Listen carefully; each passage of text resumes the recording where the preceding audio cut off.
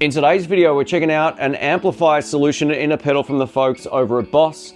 This is their IR-2. You're about to hear this in the context of a jam track, and then we'll get over to some isolated tones. Now, this is just on loan from my local music shop at Sky Music, so a huge thanks to them for the loan of this. I don't get to keep it, no money's changed hands, and all thoughts about this will be my own, and I'm going to give you my thoughts about it at the end, so stay tuned for that. Let's get into it.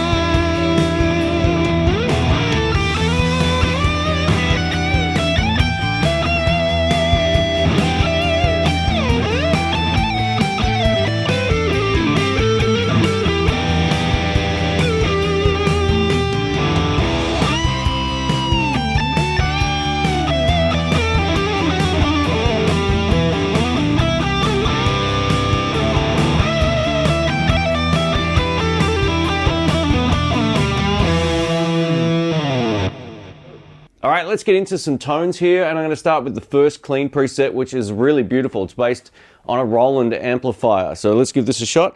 We'll go neck pickup for this.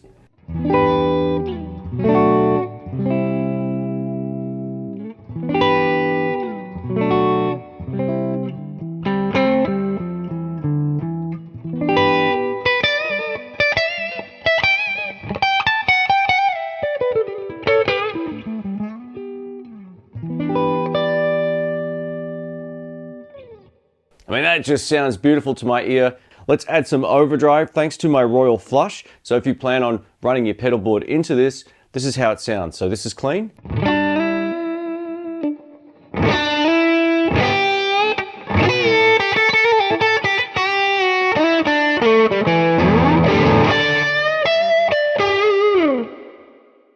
So as you can hear, you can use this just as a clean amp and then run your pedal boards into it. And I think that sounds really good. It's very usable. This next one's based on a Fender Twin. This is neck pickup.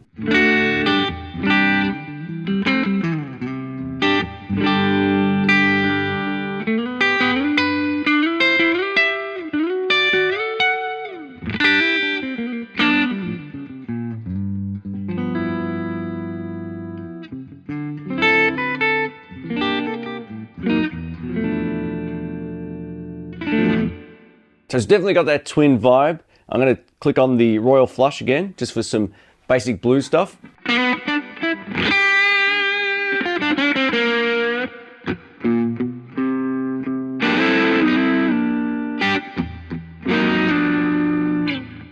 While this sounds okay without the pedal, I think I still prefer the first clean tone. I just think it's a little bit more musical, especially when you're using your pedal. So if you want a dead clean one, the first one is probably the best option. This next one's called Tweed, and it gives you a very different sort of mid-frequency. Let's have a listen.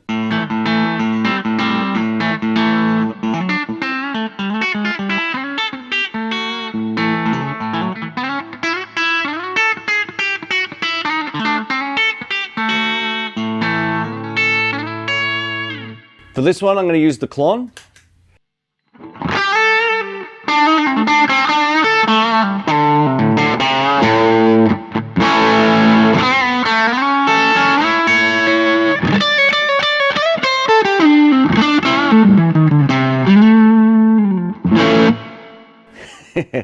It's definitely got a very different mid-frequency, very much like a Tweed amp. They feel different to play. They sound different to like a black panel amplifier. And it does a pretty good job at that. You could, of course, just enhance the low end if you need a little bit more lows, but you know, that would definitely sit well in a mix. This next one's called Diamond, and it's based on the tones of a Vox amplifier, so it's quite bright, and I've fiddled around with this off camera, and this is the best I can get it to sound where it's not too crunchy.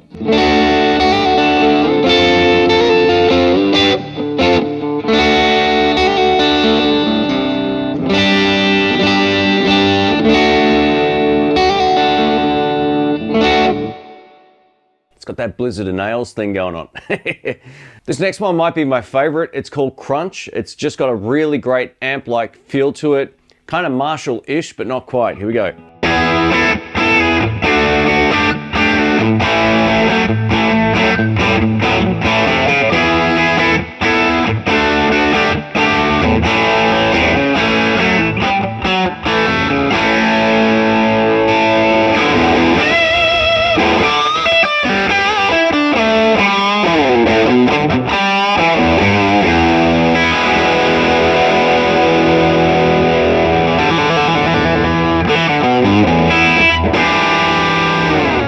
Yeah, and it handles pedals beautifully. That's awesome. This next one's called Brit, and it's based on a Marshall. Here we go.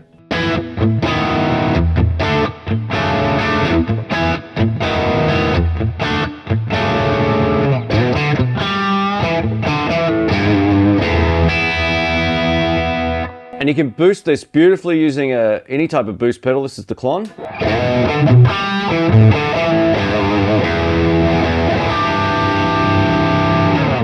I'm going to add my delay pedal.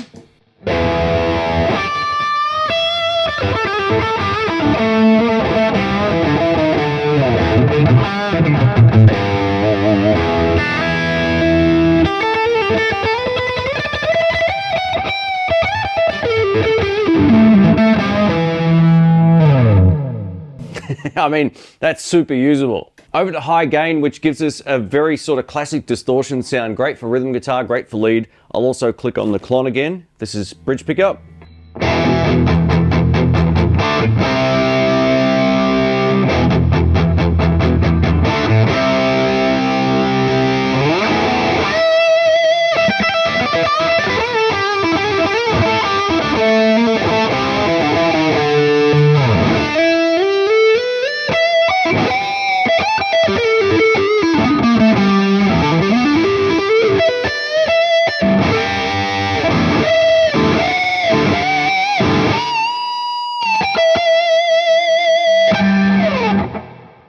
Minus my dodgy last note there. That's a great sound, especially with the Klon. This next one's based on a Soldano. Let's have a listen to this. I've just mixed up some of the settings.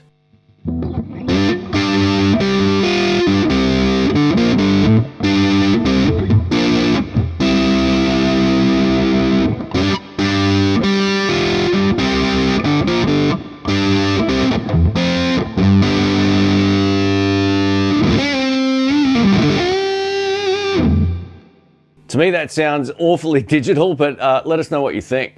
Over to the brown preset, which is the same channel you'll find on the Boss Katana. So if you own one of those, you'll recognize this.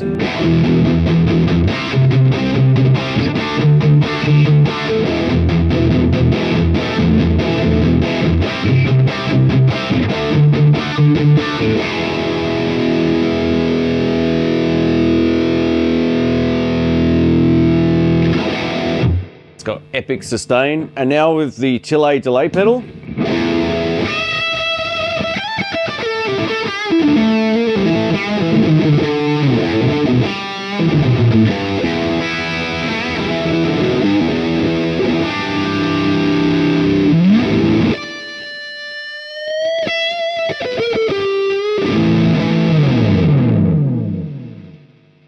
Now, I don't even have my delay going after this, which is probably the ideal position for it, but it still sounds good going through the front end. So let us know what you think. Over to Modded, which is another Boss original one, and this actually feels really great to play. I think it sounds good too. Here we go.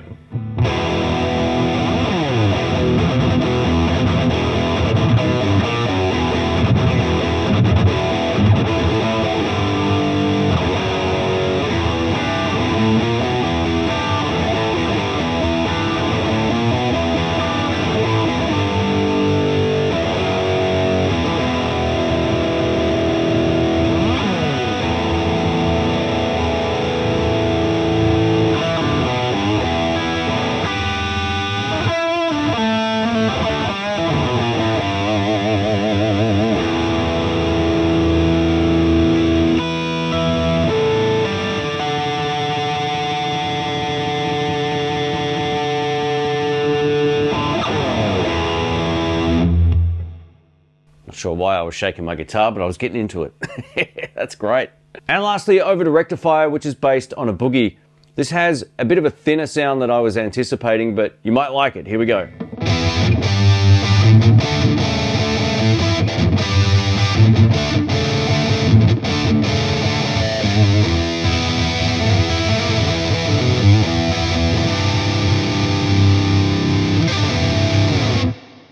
Yeah, I've experimented with this one off camera, and that's about as the best sort of sound I can get out of it. All right, let's wrap this video up. I'm going to talk about the pros and cons of the Boss IR-2, talking about a few of the critiques I have with it.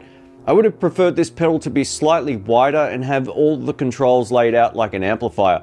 much like the Strymon Iridium, that's a much more intuitive interface. Everything's just there. You can't accidentally knock the wrong control. These are just so close together, and the dual layer pots, I've never been a huge fan of it. I know Boss have been doing this for a long time with certain pedals, but I would have preferred it to be larger and just have everything laid out in a bit more of an intuitive way. And if you're looking at this from the ground, or if you're standing up, for example, it's going to be really hard to sort of see where your settings are, especially on the amp presets. It's all written so small. So just a minor critique there, but it is what it is. Some people will prefer the smaller form factor, and that's fine as well. But just after using the Strymon, I feel like everything's just too crammed in on this one. There's plenty of usable tones in this. The clean channel that I showcased at the start, the Fender one sounded great. The Tweed one also sounded very nice, but the Vox and a few of the higher gain tones sounded pretty thin and also a little on the fizzy side. You just lack the girth of the actual amplifier, especially when it came down to the rectifier one and maybe the Soldano as well. I didn't really like either of those two, and I'm a big fan of those amps. It just was a little on the fizzy side, but surprisingly, the brown sound from the Katana sounded better than probably the other two that I just mentioned, so it is what it is.